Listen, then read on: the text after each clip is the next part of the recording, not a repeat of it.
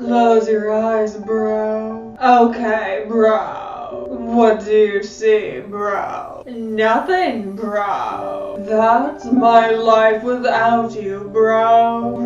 Bro. Good day, boys and girls. It's a most righteous day for a party. Most righteous for sure. And what better party is there than a dude bro party massacre? 3.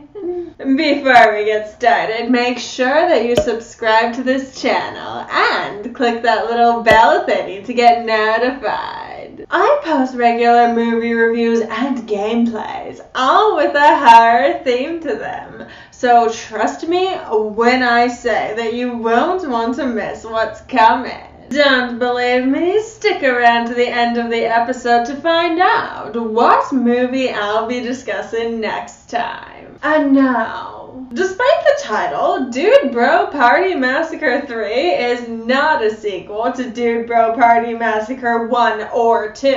In fact, there is no Dude Bro Party Massacre 1 or 2. They just jumped straight to 3. And who is they? Well, have you ever heard of a little website called 5 Second Films? Dude Bro Party Massacre 3 started out as a 5-second short film, along the same vein of everything that the film group makes. And they don't always make horror shorts. They seem to specialize in comedy more than anything. Each short is literally just a beginning, middle, and end, delivered in a couple of lines, roughly 5 seconds in length. This short just happened to be so popular that 5 Second Films turned it into a mock movie trailer. Soon the Dude Bros will taste their own blood. And when that proved popular enough, they started a crowdfunding campaign in order to turn it into an actual movie. All 10 members of 5 Second Films were assigned write-in duties, with only one rule attached: they couldn't collaborate with each other. The final script was compiled from the best parts of all the scripts. Greg Sestero, best known for the cult classic The Room, was signed on as an actor. I mean, the candles, the music, the sexy dress, what's going on here? And he landed them Michael Rousselet as director, best known for being Patient Zero to popularize The Room. From there, they managed to land some pretty interesting cameo appearances, including Patton Oswalt and Larry King, as well as a number of porn stars. Why is this not the first movie I've reviewed that used porn stars as actual actors? Cough, cough, Cannibal Holocaust. But what is this weird little movie, really? I was on board from the minute that I learned that Greg Sestero was in a movie called Dude Bro Party Massacre 3. And I really wasn't expecting much beyond that. Maybe I'd get some hot chicks and some gory deaths, but what else can a movie like this have to offer, right? Well, you know that meme of the two bros that are so close that they almost cross that line into homosexuality. They just barely avoid that line by using heteronormative words like bro and dude. Yeah, this is basically a movie-length version of that. The movie opens up on Brock, a frat bro who has been forced into therapy after surviving the last 2 undocumented Dude Bro Party massacres. He explains that the house mother of some sorority began targeting the Delta Bi house, and yes, that is bi with a B, as in, me. Brock managed to kill her, but a couple of years later, her daughter began to wear her face like a mask and continue with her killing spree. Again, Brock manages to kill her, but just as he's confessing his newfound crippling fear of women to his therapist, she kills him, showing off that beautiful manicure in the process. Fast forward a little bit, Brock's brother Brent signs up for the Delta Bi house, trying to find out what happened to his brother. He's greeted by Greg Sestero, the nicest frat brother. Literally, that's how he introduces himself. I'm Derek. I'm the friendliest guy you'll meet here. But not everyone is as welcoming as Sestero, allowing their opinion of Brock to taint the way they see Brent. But Brent manages to get on everyone's good side by bonding over their shared hatred of small dogs. I hate puppies too! Really? Haven't I mentioned that this movie is weird? Yeah, this movie is fucking weird. Brent is also introduced to Samantha, the girlfriend of one of the frat bros. But I don't really know why they're dating, because he doesn't even seem to like her. In fact, nobody seems to like her. And why? Because she's committed the crime of having a vagina. I'm not kidding, that's literally the reason they don't like her. Samantha has been desperately trying to enter the Delta Bi house for years, but the rules state that she can't because she's a girl, leaving her to desperately just date any frat bro she can find, just so she can feel like she's a part of something. Eventually, the frat bros decide to throw a party in a cabin in the woods. And there are no girls allowed, just boys and beers and penis, boys. But little do they know that one girl is tagging along. The slasher villain known only as Motherface, a traditionally beautiful blonde woman with a lovely manicure that looks great wrapped around a long, hard knife. Okay, so the gender politics in this movie are significant and they're weird. For one, the position that women usually occupy in horror is taken up by men and vice versa. There's one point where Greg Sestero is forced to go out into the night alone, and he ends up getting his shirt ripped, exposing his torso. Multiple men discuss being virgins, and being either afraid to lose their virginity or feeling as though they might lose some sort of value by doing so. And this might be a result of the movie having a primarily male cast, but nearly all of the body count are men.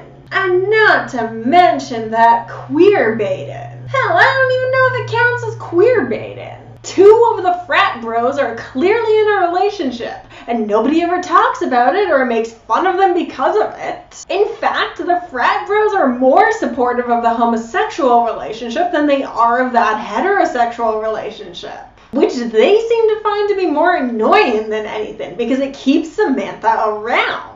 And speaking of Samantha, she of course shows up at the party because she wants to have sex with her boyfriend. And he resists, of course, but when he does give in, the only way that he can, perform is by talking at length about his bros. And then we have the entire Motherface character. It occurred to me watching this just how few female slasher villains we've gotten. We have, Tiffany Valentine, but she was only introduced in the fourth movie, and she's still just an extension of Chucky. Julia Cotton, but she's very much overshadowed by Pinhead, or Frank even, both of whom have more dominant roles and cooler designs. Mrs. Voorhees, written out after the first movie, and again overshadowed by Jason. And of course, you know I had to talk about Angela Baker, the only female slasher villain to not have a male counterpart and continue being the villain over the course of multiple movies. And she's a trans woman. I discussed Angela in further detail in my Sleepaway Camp review, but there I talked about how I felt that Angela's transness was the movie's shorthand for trying to explain how something as delicate as a beautiful young woman could be capable of such brutality. She's not a real woman, you see. She has a penis, and that means that she's capable of murder.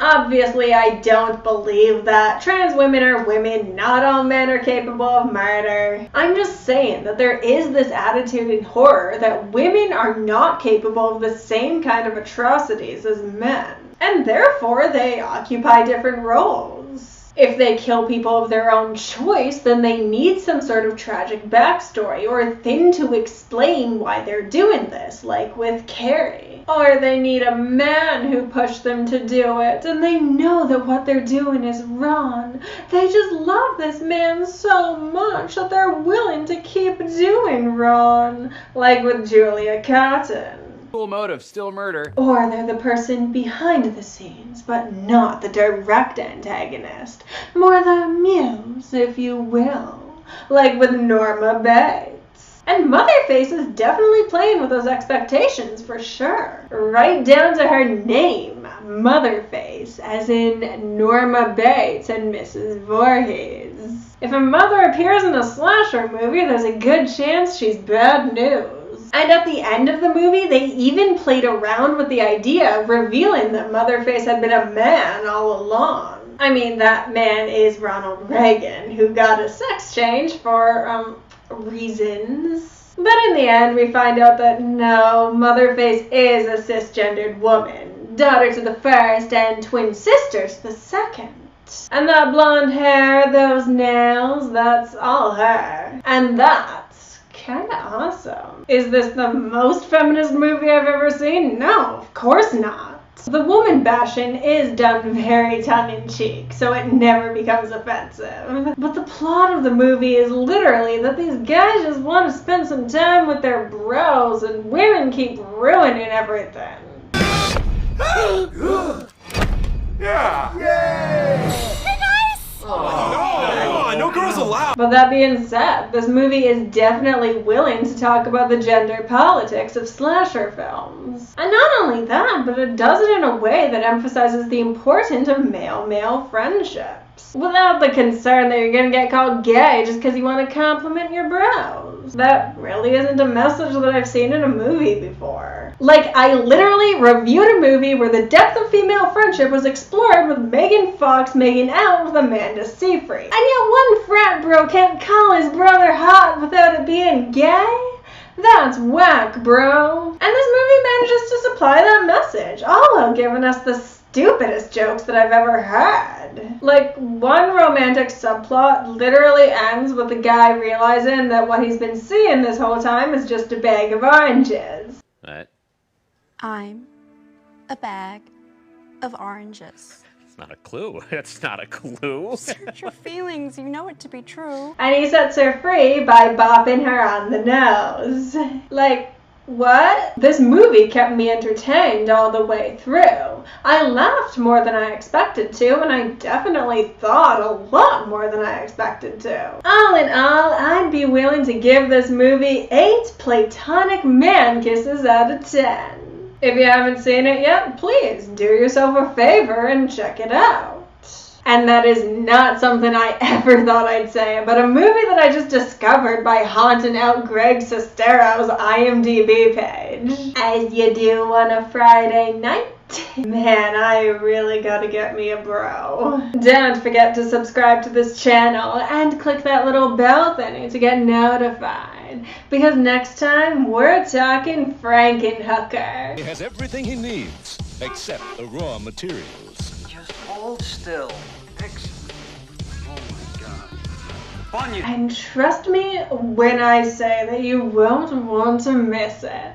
Give this video a like if you enjoyed it, and while you're down there, why don't you leave me a comment? Let me know if you've ever seen Dude Bro Party Massacre 3, and if so, what did you think of it? Thank you so much for watching, my pets, and I will see you next time. Love you.